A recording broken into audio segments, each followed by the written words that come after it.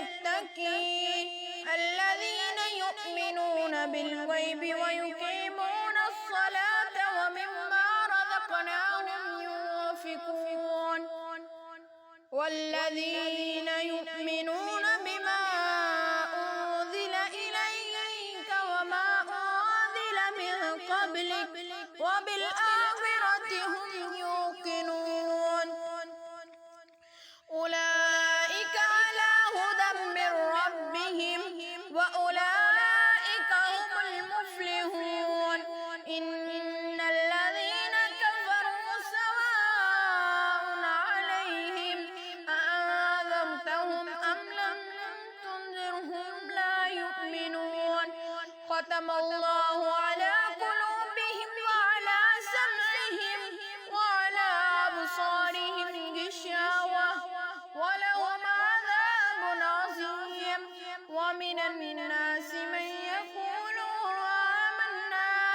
بالله وباليوم الآخر وما هم بمؤمنين يخادعون الله والذين آمنوا وما يخدعون إلا أنفسهم وما يشعرون في قلوبهم مرض فزادهم الله مرضا ولهم عذاب عليم بما كانوا يكسبون وإذا قيل لهم لا تفسدوا في الأرض قالوا إنما نحن مصلحون ألا إنهم هم المفسدون ولكن لا يشعرون وإذا قيل لهم آمنوا كما آمن الناس قالوا أنؤمن كما آمن السفهاء ألا إنهم هم السفهاء ولكن لا يعلمون وإذا لقوا الذين آمنوا قالوا آمنا وإذا خلوا إلى شياطينهم قالوا إنا معكم إنما نحن مستهزئون الله يستهزئ بهم ويمدهم في طغيانهم يعمهون أولئك الذين اشتروا الضلالة بالهدى فما ربحت تجارتهم وما كانوا مهتدين مثلهم كمثل الذي استوقد نارا فلما أضاءت ما حوله ذهب الله بنورهم وتركهم في ظلمات لا يبصرون صم بكم عمي فهم لا يرجعون أو كصيب من السماء فيه ظلمات ورعد وبرق يجعلون أصابعهم في آذانهم من الصواعق حذر الموت والله محيط بالكافرين يكاد البرق يخطف أبصارهم كلما أضاء لهم مشوا فيه وإذا أظلم عليهم قاموا ولو شاء الله لذهب بسمعهم وأبصارهم إن الله على كل شيء قدير يا أيها الناس اعبدوا ربكم الذي خلقكم والذين من قبلكم لعلكم تتقون الذي جعل لكم الأرض فراشا والسماء بناء وأنزل من السماء ماء فأخرج به من الثمرات رزقا لكم فلا تجعلوا لله أندادا وأنتم لا تعلمون وإن كنتم في ريب مما نزلنا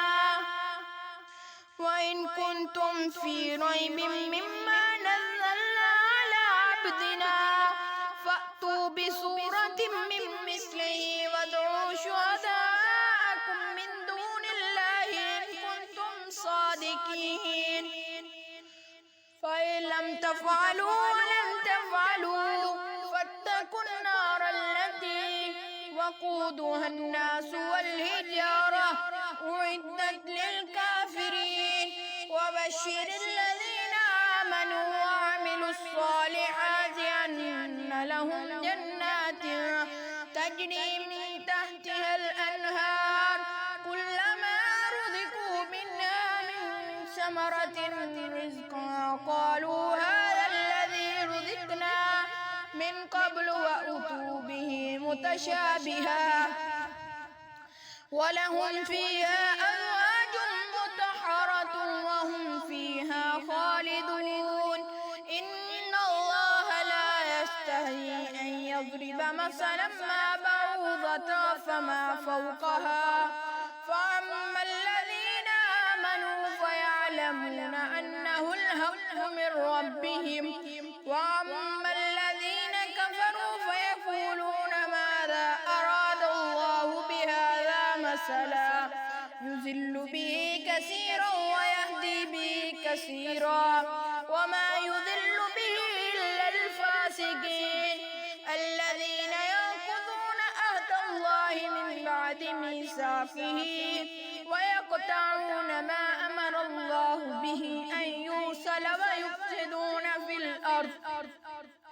أولئك هم الخاسرون كيف تكفرون بالله وكنتم أمواتا فأحياكم ثم يميتكم ثم يحييكم ثم إليه ترجعون هو الذي خلق لكم ما في الأرض جميعا ثم استوى إلى السماء فسواهن 7 سماوات وهو بكل شيء عليم وإذ قال ربك للملائكة إني جاعل في الأرض خليفة قالوا أتجعل فيها من يفسد فيها ويسفك الدماء ونحن نسبح بحمدك ونقدس لك قال إني أعلم ما لا تعلمون وعلم آدم الأسماء كلها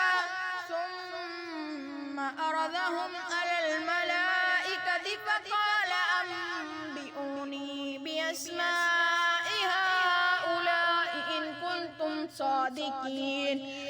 قالوا سبحانك لا علم لنا إلا ما علمتنا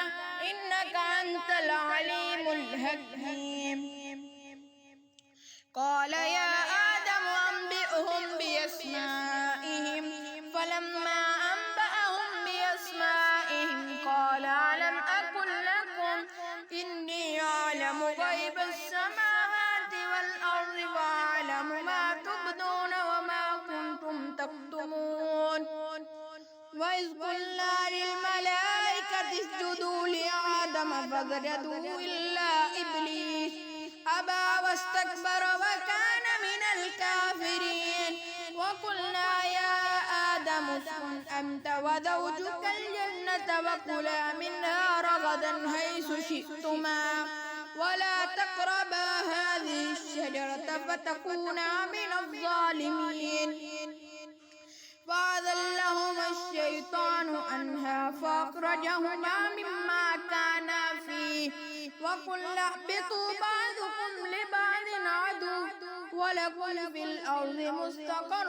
ومتاع إلى حين قال فتلقى آدم من ربه كلمات فتاب عليه إنه هو التواب الرحيم قل اهبطوا منها جميعا فإما يأتينكم مني هدى فمن تبع هداي فلا خوف عليهم ولا هم يحزنون والذين كفروا وكذبوا بآياتنا أولئك أصحاب النار هم فيها خالدون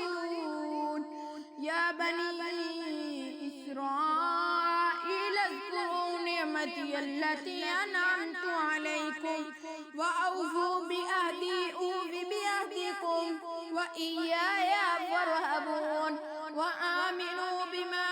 أنزلت مصدقا لما معكم ولا تكونوا أول كافر به ولا تشتروا بآياتي ثمنا قليلا وإياي فاتقون ولا تلبسوا الحق بالباطل وتكتموا الحق وأنتم تعلمون وأقيموا الصلاة وآتوا الزكاة واركعوا مع الراكعين أتأمرون الناس بالبر وتنسون أنفسكم وأنتم تتلون الكتاب أفلا تعقلون واستعينوا بالصبر والصلاة وإنها لكبيرة إلا على الخاشعين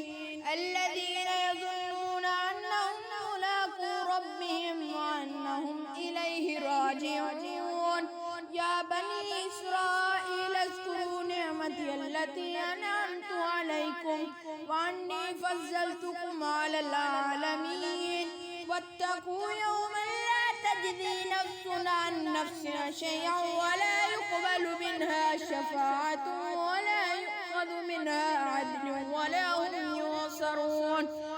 وإن نجيناكم من آل فرعون يسومونكم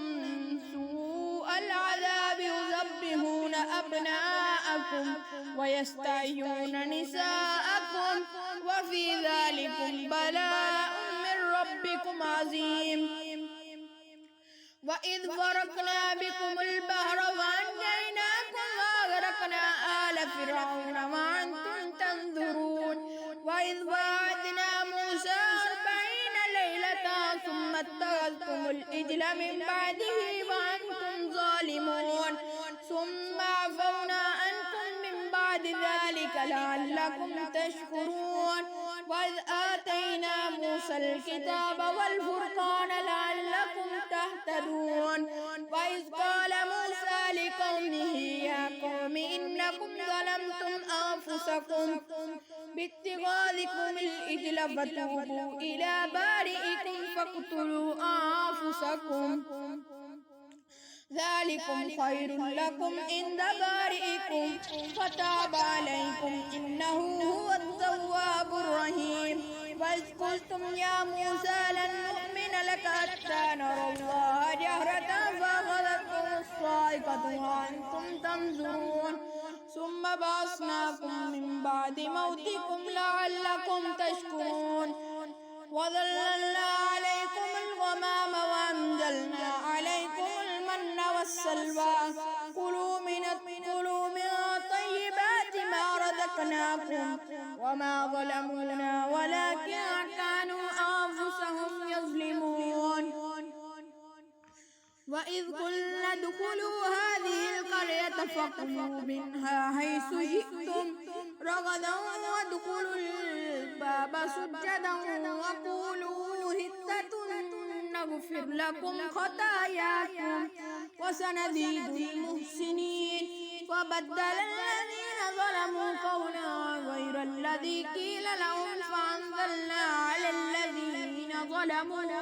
رجزا من السماء بما كانوا يفسقون وإذ استسقى موسى لقومه فقلنا اضرب بعصاك الحجر فانفجرت منه 12 عينا قد علم كل أناس مشربهم كلوا واشربوا من رزق الله ولا تعثوا في الأرض مفسدين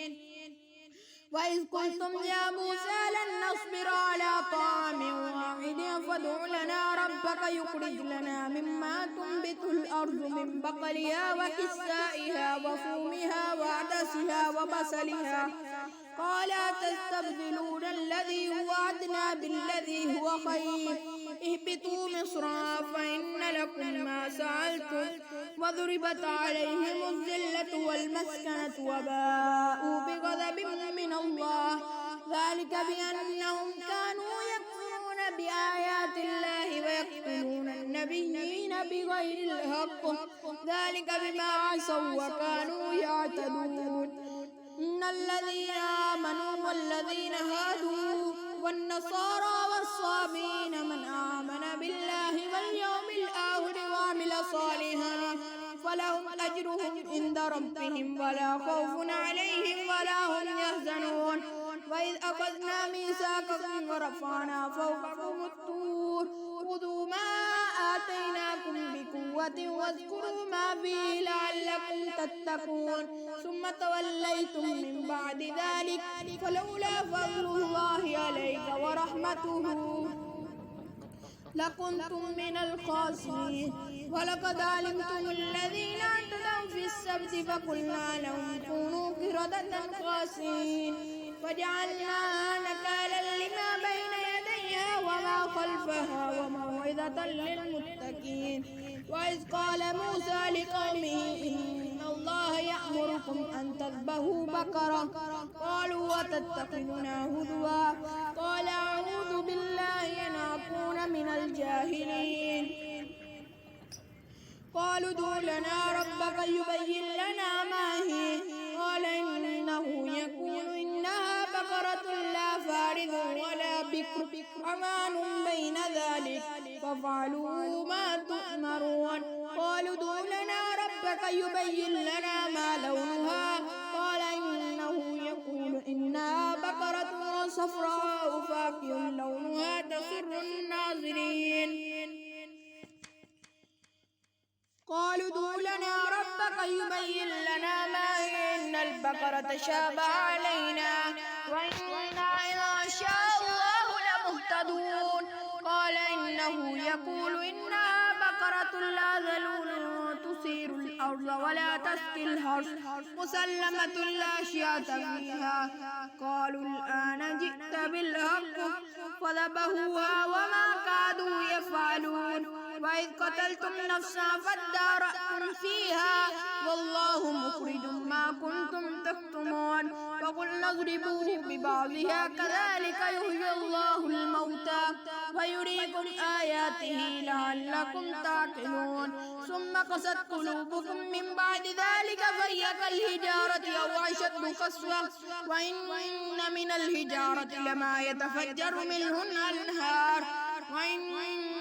منها لما يشقق ويخرج منه الماء وإن منها لما يهبط من خشية الله وما الله بغافل عما تعملون أفتطمعون أن يؤمنوا لكم وقد كان فريق منهم يسمعون كلام الله ثم يحرفونه من بعد ما قالوه وهم يعلمون وإذا لقوا الذين آمنوا قالوا آمنا وإذا خلا بعضهم إلى بعض قالوا أتحدثونهم بما فتح الله عليكم ليحاجوكم به عند ربكم أفلا تعقلون أفلا يعلمون أن الله يعلم ما يسرون وما يعلنون ومنهم أميون لا يعلمون الكتاب إلا أماني وإنهم إلا يظنون وويل للذين يكتبون الكتاب بأيديهم ثم يقولون هذا من عند الله ليشتروا به ثمنا قليلا فويل لهم مما كتبت أيديهم وويل لهم مما يكسبون وقالوا لا تمسنا النار إلا أياما معدودة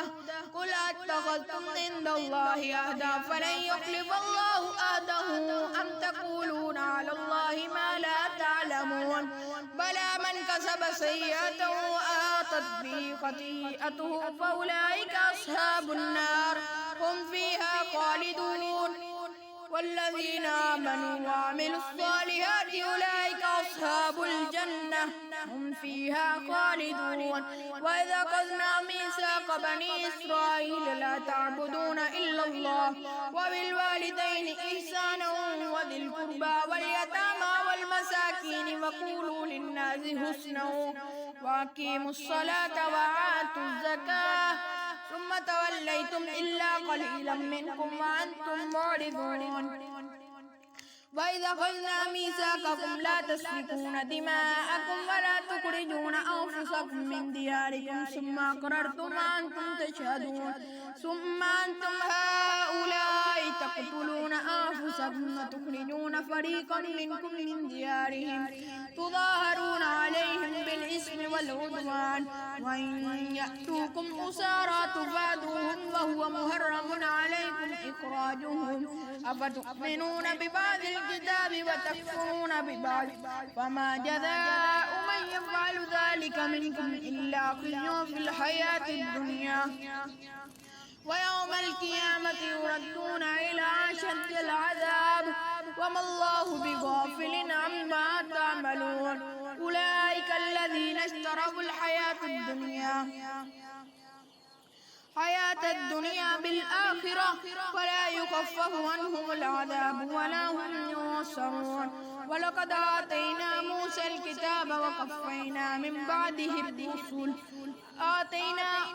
وآتينا عيسى ابن مريم البينات وأيدناه بروح القدس أفكلما جاءكم رسول بما لا تهوى أنفسكم استكبرتم ففريقا كذبتم وفريقا تقتلون وقالوا قلوبنا غلف بل لعنهم الله بكفرهم فقليلا ما يؤمنون ولما جاءهم كتاب من عند الله مصدق لما معهم وكانوا من قبل يستفتحون على الذين كفروا فلما جاءهم ما عرفوا كفروا به ولعنة الله على الكافرين بئس ما اشتروا به أنفسهم أن يكفروا بما أنزل الله بغيا أن ينزل الله من فضله على من يشاء من عباده فباءوا بغضب على غضب وللكافرين عذاب مهين وإذا قيل لهم آمنوا بما أنزل الله قالوا نؤمن بما أنزل علينا ويكفرون بما وراءه وهو الحق مصدقا لما معهم قل فلم تقتلون أنبياء الله من قبل إن كنتم مؤمنين ولقد جاءكم موسى بالبينات ثم اتخذتم العجل من بعده وأنتم ظالمون وإذا أخذنا ميثاقكم ورفعنا فوقكم الطور خذوا ما آتيناكم بقوة واسمعوا قالوا سمعنا وعصينا وأشربوا في قلوبهم العجل بكفرهم قل بئس ما يأمركم به إيمانكم إن كنتم مؤمنين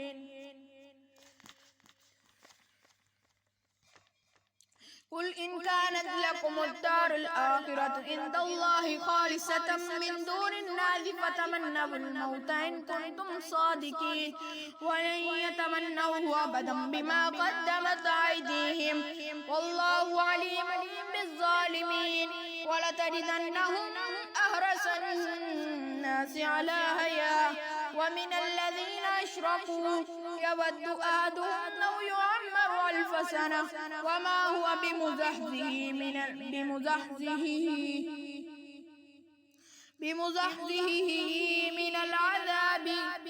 من العذاب أن يعمر والله بصير بما يعملون قل من كان عدوا لجبريل فإنه نزله على قلبك بإذن الله مصدقا لما بين يديه هدى وبشرى للمؤمنين من كان عدوا لله وملائكته ورسله وجبريل وميكال فإن الله عدو للكافرين ولقد أنزلنا إليك آيات بينات وما يكفر بها إلا الفاسقون أوكلما آهدوا أهدا نبذه فريق منهم بل أكثرهم لا يؤمنون ولما جاءهم رسول من عند الله مصدق لما معهم نبذ فريق من الذين أوتوا كتاب الله وراء ظهورهم كأنهم لا يعلمون واتبعوا ما تتلو الشياطين على ملك سليمان وما كفر سليمان ولكن الشياطين كفروا يعلمون الناس السحر وما أنزل على الملكين ببابل هاروت وماروت وما يعلمان من أحد حتى يقولا إنما نحن فتنة فتنة فلا تكفر فيتعلمون منهما ما يفرقون به بين المرء وزوجه وما هم بضارين به من أحد إلا بإذن الله ويتعلمون ما يضرهم ولا ينفعهم ولقد علموا لمن اشتراه ما له في الآخرة من خلاق ولبئس ما شروا به أنفسهم لو كانوا يعلمون ولو أنهم آمنوا واتقوا لمثوبة من عند الله خير لو كانوا يعلمون يا أيها الذين آمنوا لا تقولوا رائنا وقولوا انظرنا واسمعوا وللكافرين عذاب عليم ما يود الذين كفروا من أهل الكتاب ولا المشركين أن ينزل عليكم من خير من ربكم والله يختص برحمته من يشاء والله ذو الفضل العظيم ما ننسخ من آية أو ننسها نأتي بخير منها أو مثلها ألم تعلم أن الله على كل شيء قدير ألم تعلم أن الله له ملك السماوات والأرض وما لكم من دون الله من ولي ولا نصير أم تريدون أن تسألوا رسولكم كما سئل موسى من قبل ومن يتبدل الكفر بالإيمان فقد ضل سواء السبيل ود كثير من أهل الكتاب لو يردونكم من بعد إيمانكم كفارا حسدا من عند أنفسهم من بعد ما تبين لهم الحق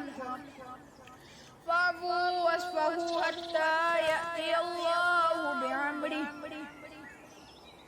إن الله على كل شيء قدير وأقيموا الصلاة وآتوا الزكاة وما تقدموا لأنفسكم من خير تجدوه عند الله إن الله بما تعملون بصير وقالوا لن يدخل الجنة إلا من كان هودا أو نصارى تلك أمانيهم قل هاتوا برهانكم إن كنتم صادقين بلى من أسلم وجهه لله وهو محسن فله أجره عند ربه ولا خوف عليهم ولا هم يحزنون وقالت اليهود ليست النصارى على شيء وقالت النصارى ليست اليهود على شيء وهم يتلون الكتاب كذلك قال الذين لا يعلمون مثل قولهم فالله يحكم بينهم يوم القيامة فيما كانوا فيه يختلفون ومن أظلم ممن منع مساجد الله أن يذكر فيها اسمه وسعى في خرابها أولئك ما كان لهم أن يدخلوها إلا خائفين لهم في الدنيا خزي ولهم في الآخرة عذاب عظيم ولله المشرق والمغرب فأينما تولوا فثم وجه الله إن الله واسع عليم وقالوا اتخذ الله ولدا سبحانه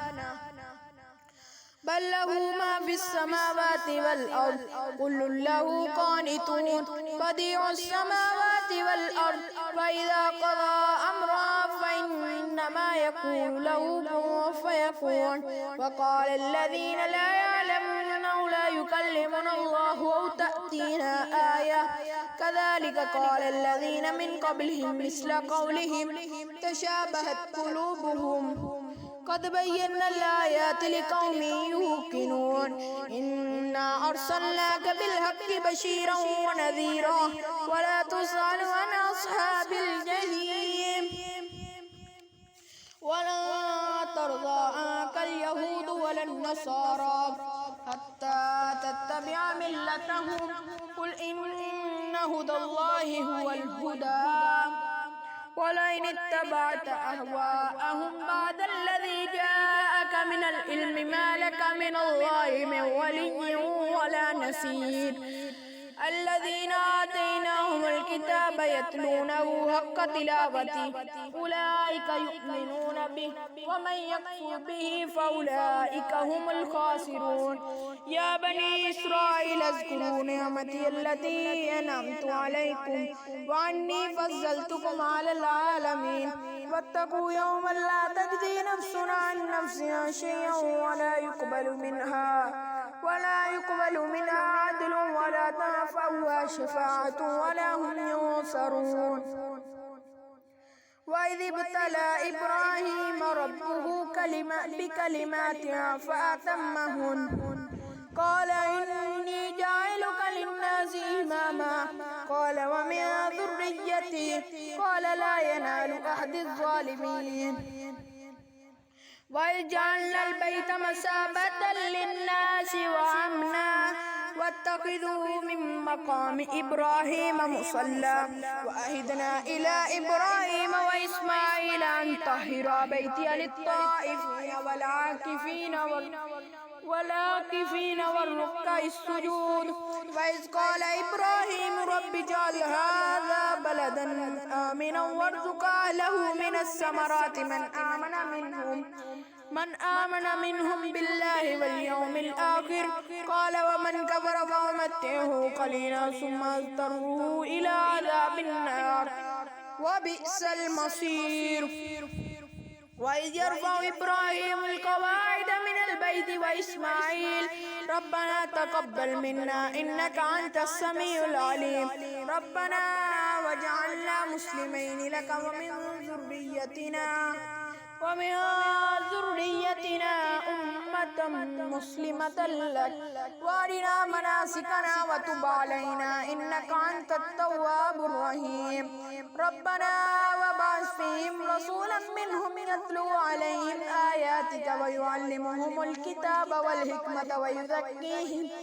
إنك أنت العزيز الحكيم. ومن يرغب عن ملة إبراهيم إلا من سفي نفسه ولقد اصطفيناه في الدنيا وإنه في الآخرة لمن الصالحين. إذ قال له ربه أسلم قال أسلمت لرب العالمين. ووصى بها إبراهيم بنيه ويعقوب يا بني إن الله اصطفى لكم الدين فلا تموتن إلا وأنتم مسلمون. أم كنتم شهداء إذ حضر يعقوب الموت إذ قال لبنيه ما تعبدون من بعدي قالوا نعبد إلهك وإله آبائك إبراهيم وإسماعيل وإسحاق إلها واحدا ونحن له مسلمون. تلك أمة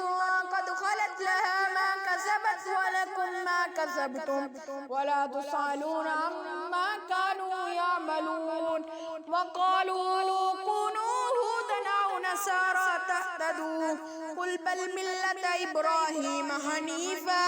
وما كان من المشركين. قولوا آمنا بالله وما أنزل إلينا وما أنزل إلى إبراهيم وإسماعيل وإسحاق ويعقوب والأسباط إبراهيم وإسماعيل وإسحاق ويعقوب والأسباط وما أوتي موسى وعيسى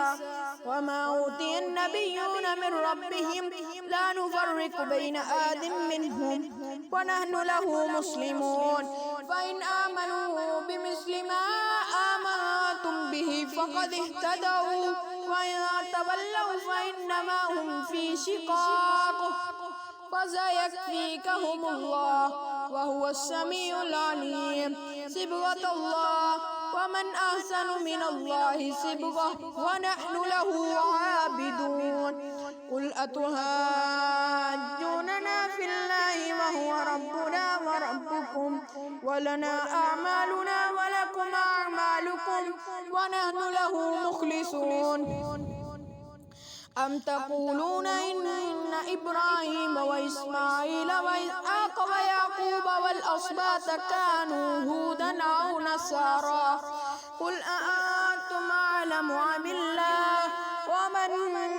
أظلم ممن كتم شهادة عنده من الله وما الله بغافل عما تعملون. تلك أمة قد خلت خلت لها ما كسبت ولكم ما كسبتم ولا تسألون عما كانوا يعملون. سيقول السفهاء من الناس ما ولاهم عن قبلتهم التي كانوا عليها قل لله المشرق والمغرب يهدي من يشاء إلى صراط مستقيم. وكذلك جعلناكم أمة وسطا لتكونوا شهداء على الناس ويكون الرسول عليكم شهيدا. وما جعلنا القبلة التي كنت عليها إلا لنعلم من يتبع الرسول ممن ينقلب على عقبيه وإن كانت لكبيرة إلا على الذين هدى الله وما كان الله ليضيع إيمانكم إن الله بالناس لرءوف رحيم. قد نرى تقلب وجهك في السماء فلنولينك قبلة ترضاها فول وجهك شطر المسجد الحرام وحيث ما كنتم فولوا وجوهكم شطره وإن الذين أوتوا الكتاب ليعلمون أنه الحق من ربهم وما الله بغافل عما يعملون. ولئن آتيت الذين أوتوا الكتاب بكل آية ما تبعوا قبلتك وما أنت بتابع قبلتهم وما بعضهم بتابع قبلة بعض ولئن اتبعت أهواءهم من بعد ما جاءك من العلم إنك إذا لمن الظالمين. الذين آتيناهم الكتاب يعرفونه كما يعرفون أبناءهم وإن فريقا منهم ليكتمون الحق وهم يعلمون. الحق من ربك فلا تكونن من الممترين ولكل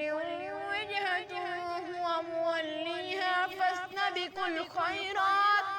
أينما تكونوا يأتي بكم الله جميعا إن الله على كل شيء قدير. ومن حيث خرجت فول وجهك شطر المسجد الحرام وإنه للحق من ربك وما الله بغافل عما تعملون. ومن حيث خرجت فول وجهك شطر المسجد الحرام وحيث ما كنتم فولوا وجوهكم شطره لئلا يكون للناس عليكم حجة إلا الذين ظلموا منهم فلا تخشوهم واخشوني ولأتم نعمتي عليكم ولعلكم تهتدون. كما أرسلنا فيكم رسولا منكم يتلو عليكم آياتنا ويزكيكم ويعلمكم الكتاب والحكمة ويعلمكم ما لم تكونوا تعلمون. فاذكروني أذكركم واشكروا لي ولا تكفرون. يا أيها الذين آمنوا استعينوا بالصبر والصلاة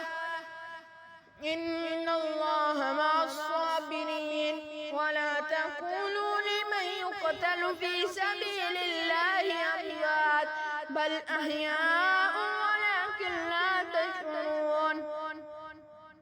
ولنبلونكم بشيء من الخوف والجوع ونقص من الأموال والأنفس والثمرات وبشر الصابرين الذين إذا أصابتهم مصيبة قالوا إنا لله وإنا إليه راجعون.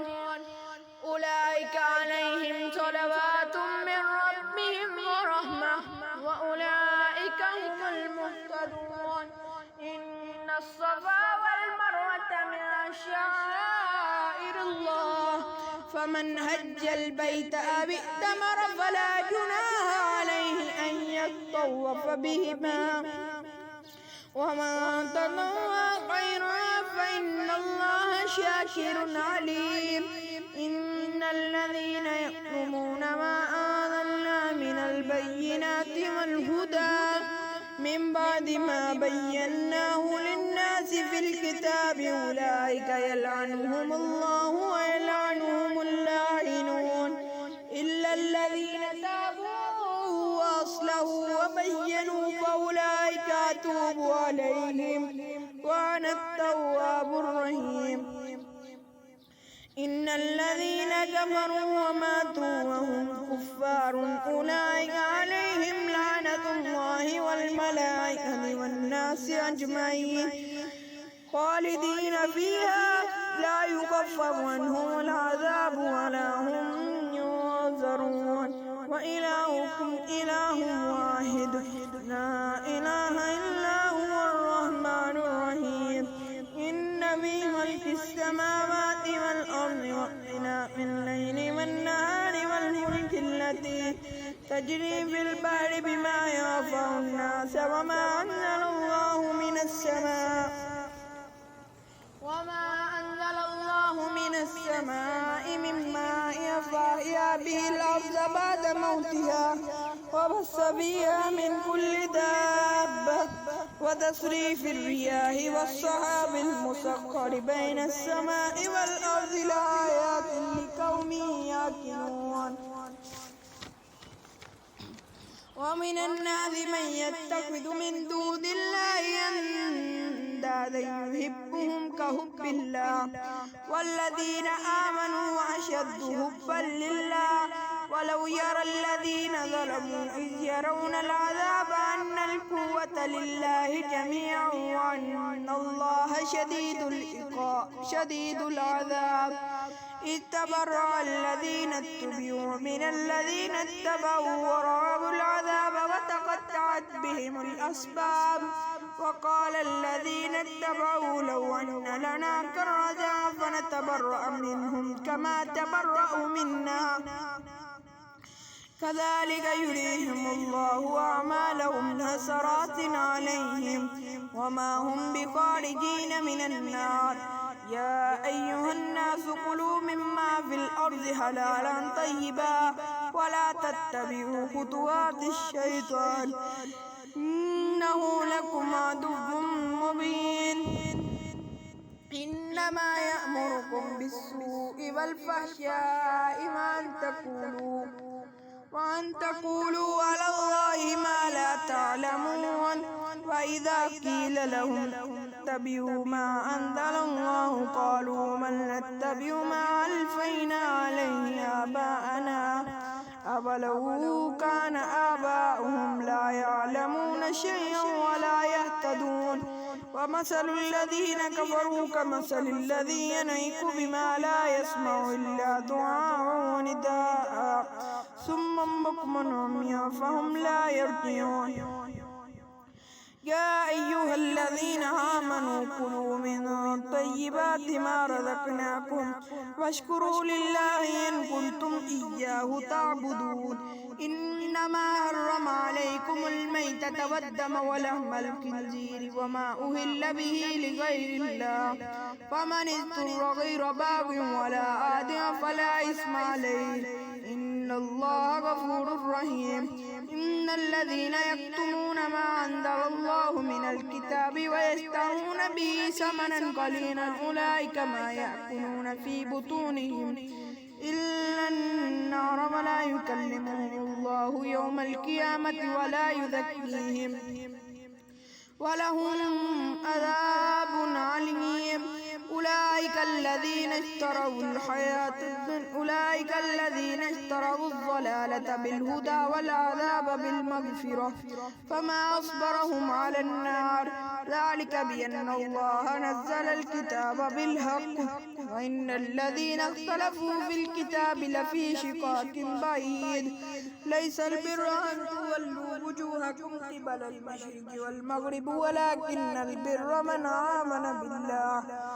من آمن بالله واليوم الآخر والملائكة والكتاب والنبيين وآتى المال على حبه ذوي القربى واليتامى والمساكين وابن السبيل والسائلين وفي الرقاب وأقام الصلاة وآتى الزكاة والموفون بعهدهم إذا عاهدوا والصابرين في البأساء والضراء وحين البأس أولئك الذين صدقوا وأولئك هم المتقون. يا أيها الذين آمنوا كتب عليكم القصاص في القتلى الحر بالحر والعبد بالعبد والأنثى بالأنثى فمن أوفي له من أخيه شيء فاتباع بالمعروف وأداء إليه بإحسان ذلك تخفيف من ربكم ورحمة فمن اعتدى بعد ذلك فله عذاب عليم. ولكم في القصاص حياة يا أولي الألباب لعلكم تتقون. كتب عليكم إذا حضر أحدكم الموت إن ترك خيرا الوصية للوالدين والأقربين بالمعروف حقا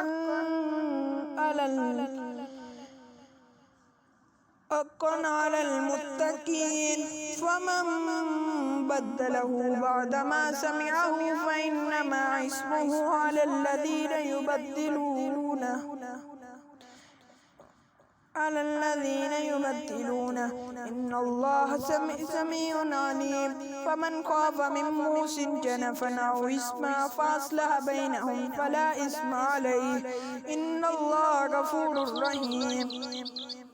يا أيها الذين آمنوا كتب عليكم الصيام كما كتب على الذين من قبلكم لعلكم تتقون أياما معدودات فمن كان منكم مريضا أو على سفر فعدة من أيام أخر وعلى الذين يطيقونه ففدية طعام مسكين فمن تطوع خيرا فهو خير له وأن تصوموا خير لكم إن كنتم تعلمون. شهر رمضان الذي أنزل فيه القرآن هدى للناس وبينات من الهدى والفرقان فمن شهد منكم الشهر فليصم ومن كان مريضا أو على سفر فعدة من أيام أخر يريد الله بكم اليسر ولا يريد بكم العسر ولتكملوا العدة ولتكبروا الله على ما هداكم ولعلكم تشكرون. وإذا سألك عبادي عني فإني قريب أجيب دعوة الداعي إذا دعاني فليستجيبوا لي وليؤمنوا بي لعلهم يرشدون. أهل لكم ليلة الصيام الرفث إلى نسائكم هن لباس لكم وأنتم لباس لهن علم الله أنكم تختانون أنفسكم فتاب عليكم وعفى عنكم فلا باشروهن وابتغوا ما كتب الله لكم وكلوا واشربوا حتى يتبين لكم الخيط الأبيض من الخيط الأسود من الفجر ثم أتموا الصيام إلى الليل ولا تباشروهن وأنتم عاكفون في المساجد تلك حدود الله فلا تقربوها كذلك يبين الله آياته للناس لعلهم يتقون. ولا تأكلوا أموالكم بينكم بالباطل وتدلوا بها إلى الحكام لتأكلوا فريقا من أموال الناس بالإثم وأنتم تعلمون. يسألونك عن الأهلة قل هي مواقيت للناس والحج وليس البر بأن تأتوا البيوت من ظهورها ولكن البر من اتقى فأتوا البيوت من أبوابها واتقوا الله لعلكم تفلحون. وقاتلوا في سبيل الله الذين يقاتلونكم ولا تعتدوا إن الله لا يحب المعتدين وقتلوهم حيث ثقفتموهم وأخرجوهم من حيث أخرجوكم والفتنة أشد من القتل ولا تقاتلوهم عند المسجد الحرام حتى يقاتلوكم فيه فإن قاتلوكم فاقتلوهم كذلك جزاء الكافرين فإن انتهوا فإن الله غفور رحيم وقاتلوهم حتى لا تكون فتنة ويكون الدين لله فإن انتهوا فلا عدوان إلا على الظالمين الشهر الحرام بالشهر الحرام والحرمات قصاص فمن اعتدى عليكم فاعتدوا عليه بمثل ما اعتدى عليكم واتقوا الله واعلموا أن الله مع المتقين وانفقوا في سبيل الله ولا تلقوا بأيديكم إلى التهلكة وأحسنوا إن الله يحب المحسنين وأتموا الحج والعمرة لله فإن أحصرتم فما استيسر من الهدي ولا تهلكوا رؤوسكم حتى يبلغ الهدي محله فمن كان منكم مريضا أو به أذى من رأسه ففدية من صيام أو صدقة أو نسك فإذا أمنتم فمن تمتع بالعمرة إلى الحج فما استيسر من الهدي فمن لم يجد فصيام 3 أيام في الحج و7 إذا رجعتم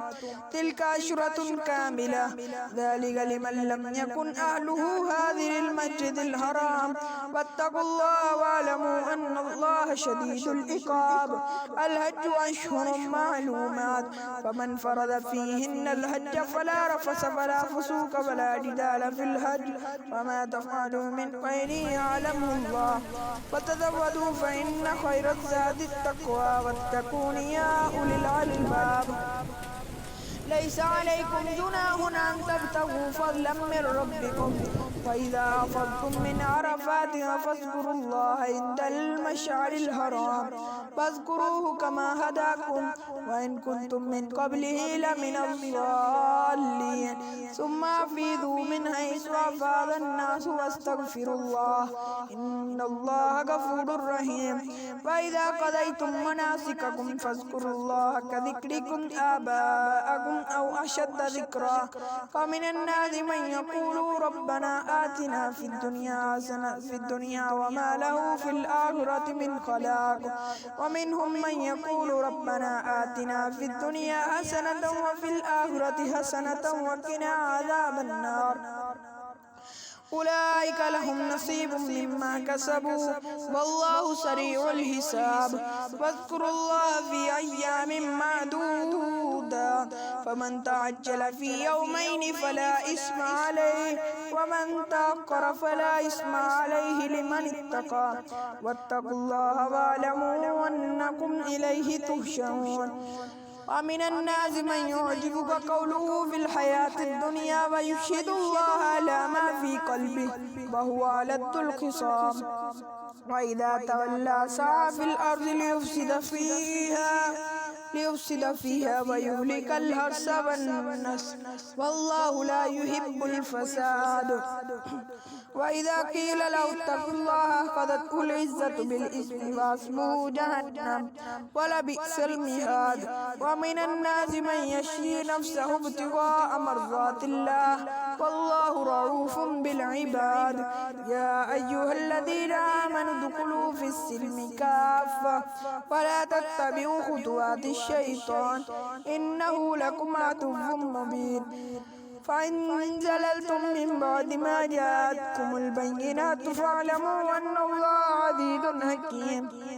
هل ينظرون إلا أن يأتيهم الله في ظلل من الغمام والملائكة وقضي الأمر وإلى الله ترجع الأمور سل بني إسرائيل كما آتيناهم من آية بينة ومن يبدل نعمة الله من بعد ما جاءته فإن الله شديد العقاب زين للذين كفروا الحياة الدنيا ويسخرون من الذين آمنوا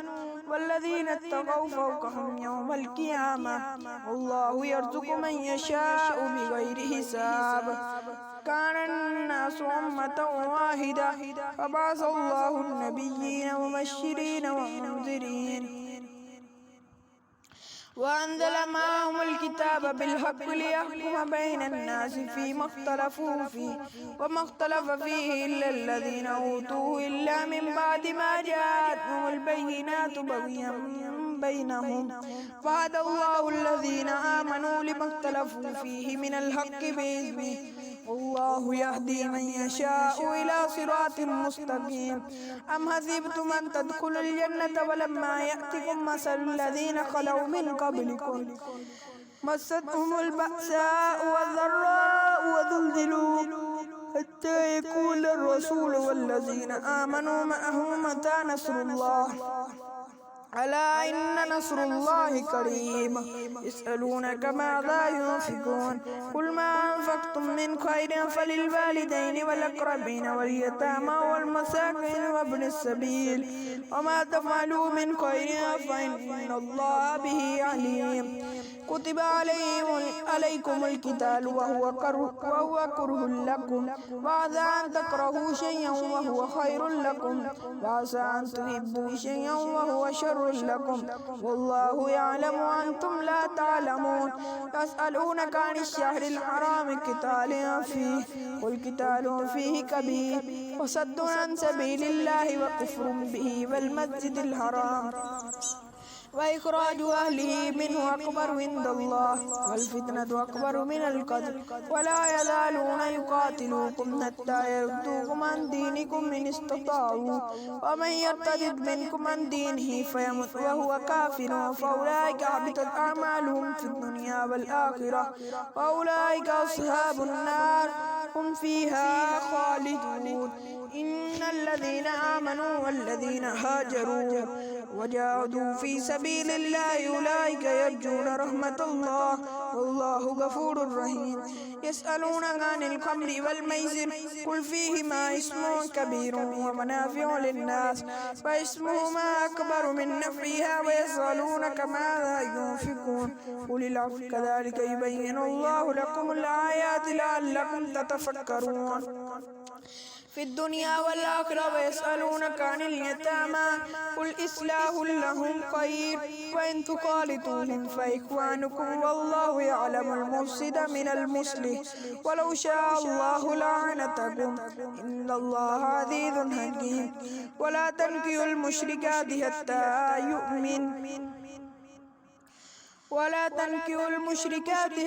يؤمن ولا أمة مؤمنة خير من مشركة ولو أعجبتكم ولا تنكحوا المشركين حتى يؤمنوا ولا عبد مؤمن خير من مشرك ولو أعجبكم أولئك يدعون إلى النار والله يدعو إلى الجنة والمغفرة بإذنه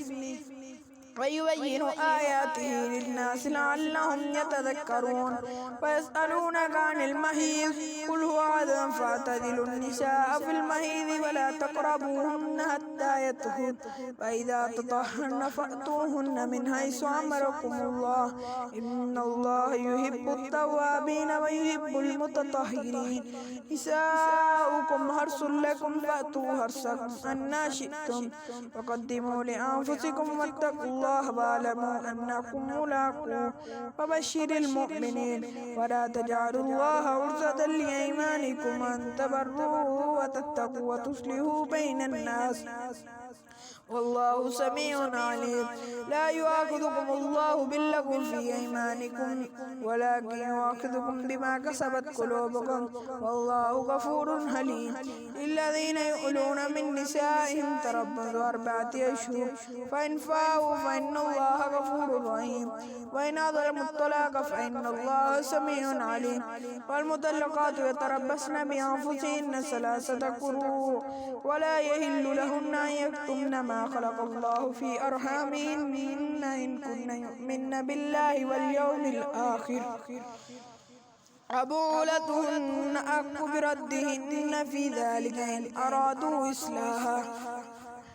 ولهن مثل الذي عليهن بالمعروف وللرجال عليهن درجة والله عزيز حكيم. الطلاق مرتان فإمساك بمعروف أو تسريح بإحسان ولا يحل لكم أن تأخذوا مما آتيتموهن شيئا إلا أن يخافا ألا يقيما حدود الله فإن خفتم ألا يقيما حدود الله فلا جناح عليهما فيما افتدت به تلك حدود الله فلا تقربوها ومن يتعد حدود الله فأولئك هم الظالمون. فإن طلقها فلا تحل له من بعد حتى تنكح زوجا غيره فإن طلقها فلا جناح عليهما أن يتراجعا إن ظنا أن يقيما حدود الله وتلك حدود الله يبينها لقوم يعلمون. وإذا طلقتم النساء فبلغن أجلهن فامسكوهن بمعروف أو سرحوهن بمعروف ولا تمسكوهن ضرارا لتعتدوا ومن يفعل ذلك فقد ظلم نفسه. ولا تتخذوا آيات الله هزوا واذكروا نعمة الله عليكم وما أنزل عليكم من الكتاب والحكمة يعظكم به واتقوا الله واعلموا أن الله بكل شيء عليم. وإذا طلقتم النساء فبلغن أجلهن فلا تعذلوهن أن ينكحن أزواجهن إذا تراضوا بينهم بالمعروف ذلك يوعظ به من كان منكم يؤمن بالله واليوم الآخر ذلكم أزكى لكم وأطهر والله يعلم وأنتم لا تعلمون. والوالدات يرضعن أولادهن حولين كاملين لمن أراد أن يتم الرضاعة وعلى المولود له رزقهن وكسوتهن بالمعروف لا تكلف نفس إلا وسعها لا تضار والدة بولدها ولا مولود له بولده وعلى الوارث مثل ذلك فإن أراد فصالا عن تراض منهما وتشاور فلا جناح عليهما وإن أردتم أن تسترضعوا أولادكم فلا جناح عليكم إذا سلمتم ما آتيتم بالمعروف واتقوا الله واعلموا أن الله بما تعملون بصير. والذين يتوفون منكم ويذرون أزواجا يتربصن بأنفسهن 4 أشهر وعشرا فإذا بلغن أجلهن فلا جناح عليكم فيما فعلن في أنفسهن بالمعروف والله بما تعملون خبير. ولا جناح عليكم فيما عرضتم به من خطبة النساء أو أكننتم في أنفسكم علم الله أنكم ستذكرونهن ولكن لا تواعدوهن سرا إلا أن تقولوا قولا معروفا ولا تعزموا عقدة النكاح حتى يبلغ الكتاب أجله واعلموا أن الله يعلم ما في أنفسكم فاحذروه واعلموا أن الله غفور حليم. لا جناح عليكم إن طلقتم النساء ما لم تمسوهن أو تفرضوا لهن فريضة ومتعوهن على الموسع قدره وعلى المقتر قدره متاعا بالمعروف حقا على المحسنين. وإن طلقتموهن من قبل أن تمسوهن وقد فرضتم لهن فريضة فنصف ما فرضتم إلا أن يعفون أو يعفو الذي بيده عقدة النكاح وأن تعفوا أقرب للتقوى ولا تنسوا الفضل بينكم إن الله بما تعملون بصير. حافظوا على الصلوات والصلاة الوسطى وقوموا لله قانتين. فإن خفتم فرجالا أو ركبانا فإذا أمنتم فاذكروا الله كما علمكم ما لم تكونوا تعلمون. والذين يتوفون منكم ويذرون أزواجا وصية لأزواجهم متاعا إلى الحول غير إخراج فإن خرجن فلا جناح عليكم فيما فعلن في أنفسهن من معروف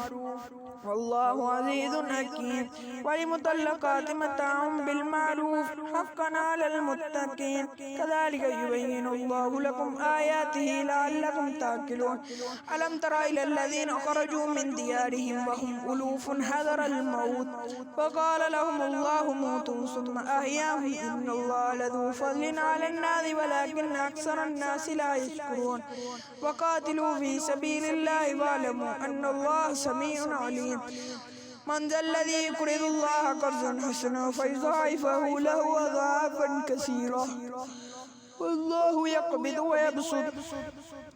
وإليه ترجعون. ألم تر إلى الملأ من بني إسرائيل من بعد موسى إذ قالوا لبني لهم ابعث لنا ملكا نقاتل في سبيل الله قال هل عسيتم إن كتب عليكم القتال ألا تقاتلوا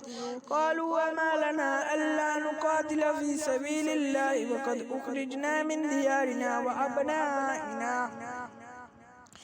فلما كتب عليهم القتال تولوا إلا قليلا منهم والله عليم بالظالمين. وقال لهم نبيهم إن الله قد بعث لكم طالوت ملكا قالوا أنى يكون له الملك علينا ونحن أحق بالملك منه ولم يؤت سعة من المال قال إن الله اصطفاه عليكم وزاده بسطة في العلم والجسم والله يؤتي ملكه من يشاء والله واسع عليم. وقال لهم نبيهم إن آية ملكه أن يأتيكم التابوت فيه سكينة من ربكم وبقية مما ترك آل موسى وآل هارون تحمله الملائكة إن في ذلك لآيات لكم إن كنتم مؤمنين. فلما فصل طالوت بالجنود قال إن الله مبتليكم بنهر فمن شرب منه فليس مني ومن لم يطعمه فإنه مني إلا من اغترف غرفة بيده فشربوا منه إلا قليلا منهم فلما جاوزه هو والذين آمنوا معه قالوا لا طاقة لنا اليوم بجالوت وجنوده قال الذين يظنون أنهم ملاقو الله كم من فئة قليلة غلبت فئة كثيرة بإذن الله والله مع الصابرين. ولما برزوا لجالوت وجنوده ربنا أفرغ علينا صبرا وثبت أقدامنا وانصرنا على القوم الكافرين فهزموهم بإذن الله. وقتل داود جالوت وآتاه الله الملك والحكمة وعلمه مما يشاء ولولا دفع الله الناس بعضهم ببعض لفسدت الأرض ولكن الله ذو فضل على العالمين. تلك آيات الله نتلوها عليك بالحق وإنك لمن المرسلين. تلك الرسل فضلنا بعضهم على بعض منهم من كلم الله ورفع بعضهم درجات وآتينا عيسى ابن مريم البينات وأيدناه بروح القدس ولو شاء الله ما اقتتل الذين من بعد ما جاءتهم البينات ولكن اختلفوا فمنهم من آمن ومنهم من كفر ولو شاء الله ما اقتتلوا ولكن الله يفعل ما يريد. يا أيها الذين آمنوا أنفقوا مما رزقناكم من قبل أن يأتي يوم لا بيع فيه ولا خلة ولا شفاعة والكافرون هم الظالمون. الله لا إله إلا هو الحي القيوم لا تأخذه سنة ولا نوم له ما في السماوات وما في الأرض من ذا الذي يشفع عنده إلا بإذنه يعلم ما بين أيديهم وما خلفهم ولا يحيطون بشيء من علمه إلا بما شاء وسع كرسيه السماوات والأرض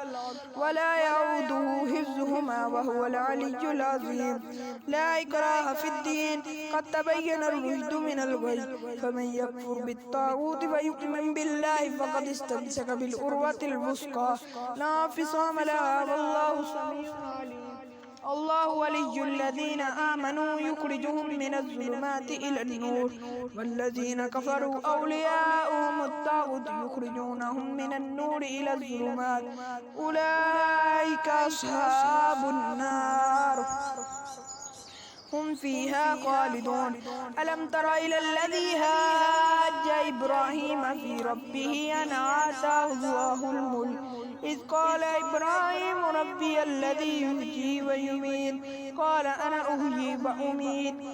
قال إبراهيم فإن الله يأتي بالشمس من المشرق فأت بها من المغرب فبهت الذي كفر والله لا يهدي القوم الظالمين أو كالذي مر على قرية وهي خاوية على عروشها قال أنى يحيي هذه الله بعد موتها فأماته الله 100 عام ثم بعثه قال كم لبثت قال لبثت يوما أو بعد يوم قال بل لبثت 100 عام فانظر إلى طعامك وشرابك لم يتسنه وانظر إلى حمارك ولنجعلك آية للناس وانظر إلى العظام كيف ننشزها ثم نكسوها لحما فلما تبين له قال أعلم أن الله على كل شيء قدير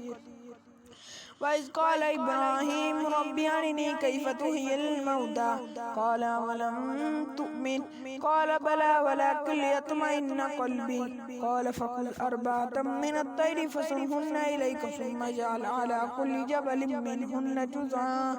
ثم ادعوهن يأتينك سعيا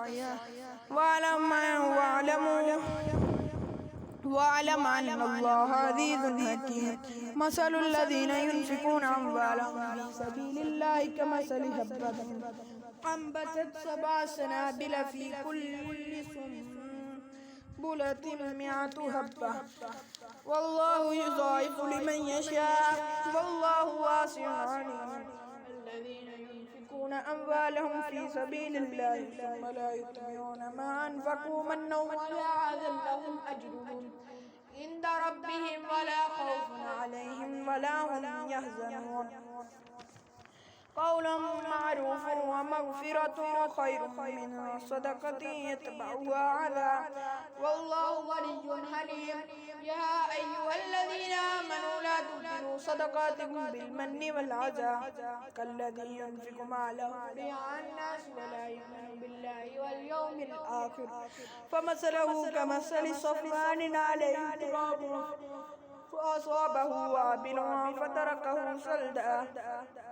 لا يقدرون على شيء مما كسبوا والله لا يهدي القوم الكافرين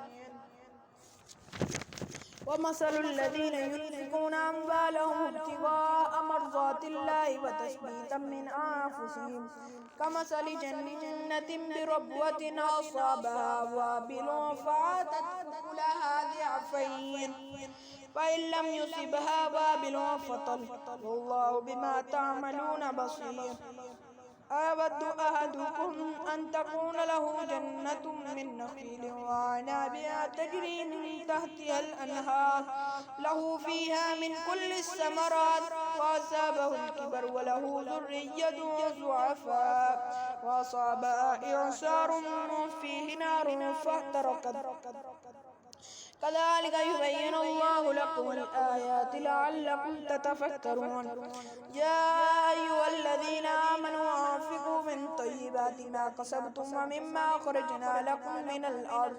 ولا تيمموا الخبيث منه تنفقون ولستم بآخذيه إلا تغمضوا فيه واعلموا أن الله غني حميد الشيطان يعدكم الفقر ويأمركم بالفحشاء والله يعدكم مغفرة منه وفضلا والله واسع عليم يؤتي الحكمة من يشاء ومن يؤت الحكمة فقد أوتي خيرا كثيرا وما يذكر إلا أولو الألباب وما أنفقتم من نفقة أو نذرتم من نذر فإن الله يعلم وما للظالمين من أنصار إن تبدوا الصدقات فنعما هي وإن تخفوها وتؤتوها الفقراء فهو خير لكم ويكفر عنكم من سيئاتكم والله بما تعملون خبير ليس عليك هداهم ولكن الله يهدي من يشاء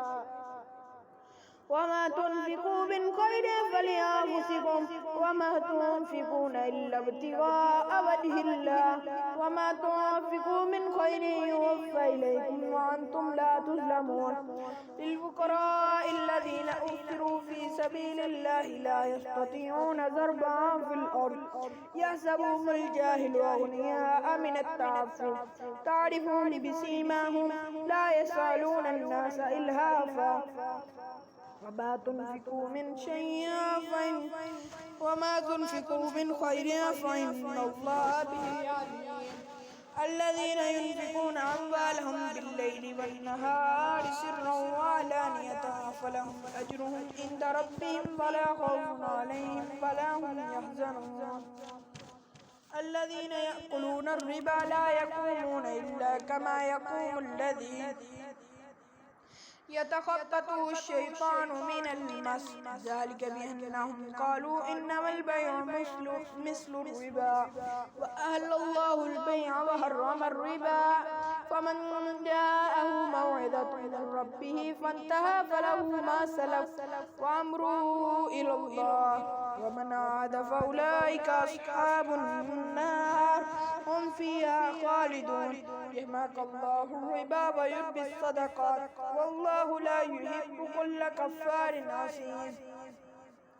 إن الذين آمنوا وعملوا الصالحات وأقاموا الصلاة وآتوا الزكاة لهم أجرهم عند ربهم ولا خوف عليهم ولا هم يحزنون يا أيها الذين آمنوا اتقوا الله وذروا ما بقي من الربا إن كنتم مؤمنين فإن لم تفعلوا فأذنوا بحرب من الله ورسوله وإن تبتم فلكم رؤوس أموالكم لا تظلمون ولا تظلمون وإن كانوا ذو عسرة فنذرة إلى ميسرة وأن تصدقوا خير لكم إن كنتم تعلمون واتقوا يوما ترجعون فيه إلى الله ثم توفى كل نفس ما كسبت وهم لا يظلمون يا أيها الذين آمنوا إذا تداينتم بدين إلى أجل مسمى فاكتبوه وليكتب بينكم كاتب بالعدل ولا يأب كاتب أن يكتب كما علمه الله وليكتب وليملل الذي عليه الحق وليتق الله ربه ولا يبخس منه شيئا فإن كان الذي عليه الحق سفيها أو ضعيفا أو لا يستطيع أن يمل هو فليملل وليه بالعدل واستشهدوا شهيدين من رجالكم فإن لم يكونا رجلين فرجل وامرأتان مما ترضون من الشهداء أن تضل إحداهما فتذكر إحداهما الأخرى ولا يأبى الشهداء إذا ما دعوا ولا تسأموا أن تكتبوه صغيرا أو كبيرا إلى أجله ذلكم أقسط عند الله وأقوم للشهادة وعدنا ألا ترتابوا إلا أن تكون تجارة حاضرة تديرونها بينكم فليس عليكم جناح ألا تكتبوها وأشهدوا إذا تبايعتم ولا يضار كاتب ولا شهيد وإن تفعلوا فإنه فسوق بكم واتقوا الله ويعلمكم الله والله بكل شيء عليم وإن كنتم على سفر ولم تجدوا كاتبا فرهان مقبوضة وإن أمن بعضكم بعضا فليؤد الذي اؤتمن أمانته وليتق الله ربه ولا تكتموا الشهادة ومن يكتمها فإنه عاصم قلبه والله بما تعملون عليم لله ما في السماوات وما في الأرض وإن تبدوا ما في أنفسكم أو تخفوه يحاسبكم به الله فيغفر لمن يشاء ويعذب من يشاء والله على كل شيء قدير. آمن الرسول بما أنزل إليه من ربه والمؤمنون كل آمن بالله وملائكته وكتبه ورسله لا نفرق بين أحد من رسله وقالوا سمعنا وأطعنا غفرانك ربنا وإليك المصير. لا يكلف الله نفسا إلا وسعها لها ما كسبت وعليها ما اكتسبت ربنا لا تؤاخذنا إن نسينا أو أخطأنا ربنا ولا تحمل علينا إصرا كما حملته على الذين من قبلنا ربنا ولا تحملنا ما لا طاقة لنا به واعف عنا واغفر لنا وارحمنا